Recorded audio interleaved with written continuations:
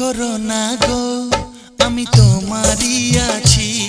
এ জীবন মরণে আমি তোমায় ভালোবাসি। আমি তোমার ছায়া হয়ে রব তোমার পাশাপাশি।